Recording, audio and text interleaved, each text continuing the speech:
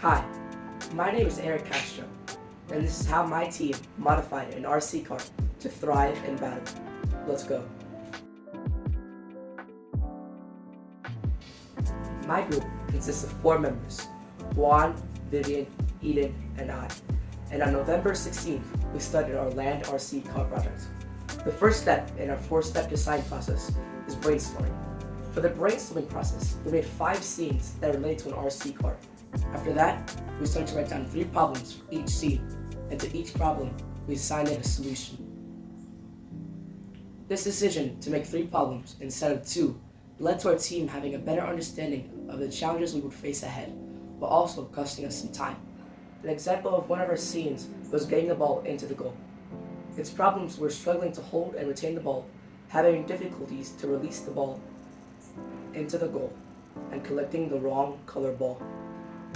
The solutions in order were to have a scoop design to collect the ball, utilizing inertia, and having a release system for mistakes. It was around this time that we were given our driving question: how do we adjust our car to our battle? This guided us through the project because making key adjustments was the way to succeed in this project. The second phase was researching. In the research phase, requirements for our prototype task were sorted into 2 categories: essential and not essential. Everything that was essential, they made sure to do, and some things that were not essential, we kept in mind for later. Some essential tasks we had were a balloon popper, detachable parts, and having at least 1 3-minute part. On each of the research cards, we do rough sketches of a part or device that could solve the task on the card.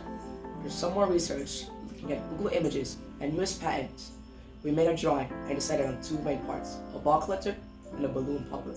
When we presented it to Mr. Fry pointed out that the use of zip ties would take too long to remove, so we were sent back.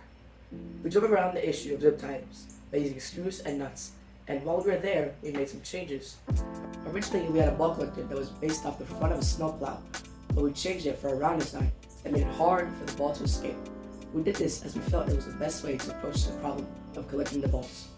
We didn't change our balloon popper as we felt it was the best way to approach the challenge of eliminating other players. We showed our new and improved drawing, and we were approved to go ahead. Now it was time to start the prototyping phase. We started by dividing the parts between our group, and once everyone knew who was doing what, we went to fusion. With the help of our drawing and our premeditated measures, our exact vision was made on fusion. Then we went to assembly, which was decently easy because of our measurements and the preciseness of the 3D printer.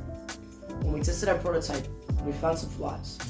The ball collector was so heavy that the front would scrape the ground, while the side connected to the front bumper was so high that balls could still escape through it. Also, we didn't account for holes in one of the parts that connected to the balloon popper to the car, so we ended up using the drill press, which was a critical flaw. We later ended up fixing it.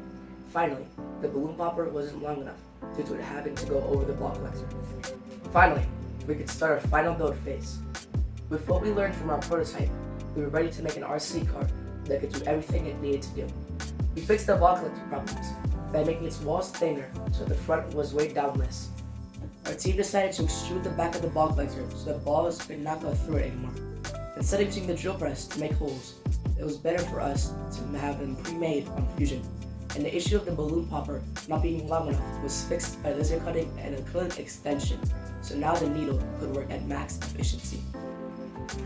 What I learned in this project was the parts of our RC car and their functions. I also learned how to work with my new teammates, how to include everybody in the project, and that having leaders in our group depending on what we were doing in the project was a great way to succeed. Organization being a key part of every project was something crucial I also learned. Mistakes were the biggest way I learned in this project.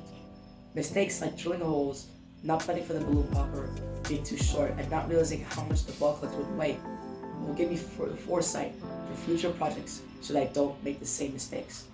I think that with our beneficial changes to our prototype, our thorough planning, and our practice on driving, I think our team is going to do well and possibly place first.